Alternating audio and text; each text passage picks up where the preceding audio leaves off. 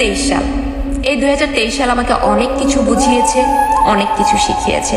সব থেকে বড় যে শিক্ষাটা পেয়েছি তা হলো মানুষ চিনতে পারা। আমি আমার এই ছোট্ট জীবনে অনেকের কাছ থেকে অনেকভাবে ঠকেছি। কেউ বোন বানিয়ে, কেউ বন্ধুত্বের হাত বাড়িয়ে, কেউ বা প্রেমের ছলনায় নানাভাবে ঠকিয়েছে আমায়। বারবার ভেবেছি আর কাউকে বিশ্বাস করবো না, আর কাউকে ভালোবাসবো না, কিন্তু দিন শেষে কোথাও না কোথাও গিয়ে কাউকে না কাউকে বিশ্বাস করেছি এই ভেবে যে সবাই কি খারাপ, দুনিয়াতে এখনো তো অনেক ভালো মানুষ আছে। এই মানুষটা বুঝি আমার সাথে প্রতারণা করবে না, এই মানুষটা বুঝি ওই মানুষটার মতো মিথ্যাবাদী না, এই মানুষটাকে মনে হয় বিশ্বাস করা যায়।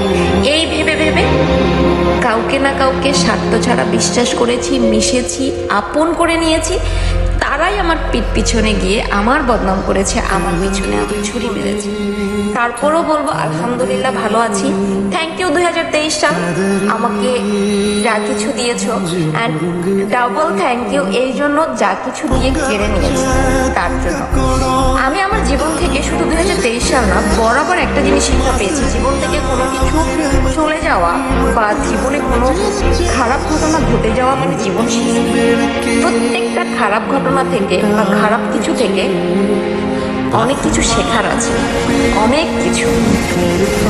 ফ্যামিলি নামক প্রবলেমটা আমি মনে করি কম বেশি সবার আছে, আমারই বেশি আমার ফ্যামিলি প্রবলেম। ছোটবেলা থেকে ফ্যামিলি প্রবলেম দেখতে দেখতে আমি ক্লান্ত হয়ে গেছি।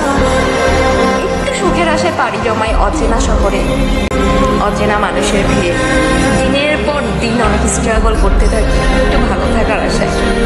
কিন্তু কি হয়েছে, এই নিষ্ঠুর সমাজের নিষ্ঠুর মানুষগুলোর কাছ থেকে আমি প্রতিনিয়ত যে নিষ্ঠুরতা পেয়েছি,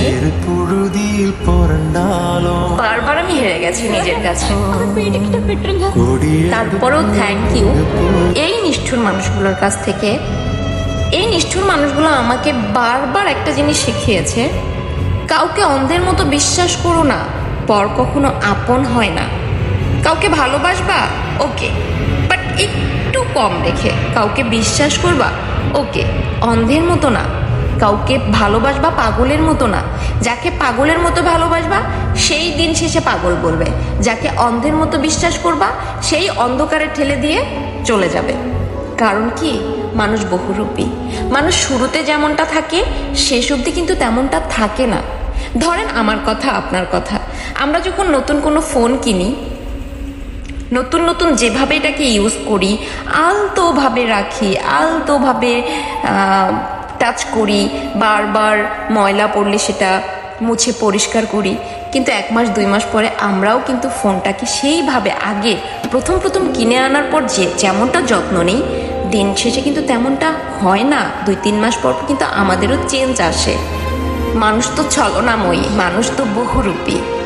মানুষ শুরুতে যেমনটা ব্যবহার দেখায়, যেমনটা ভালোবাসে, তেমনটা কিন্তু দিনের পর থাকে না, দিনের পর দিন চেঞ্জ হয়। তাই এই নিষ্ঠুর সমাজের নিষ্ঠুর মানুষগুলোকে অলওয়েজ থ্যাংক ইউ জানাই আজকের আমাকে তৈরি করে দেওয়ার জন্য।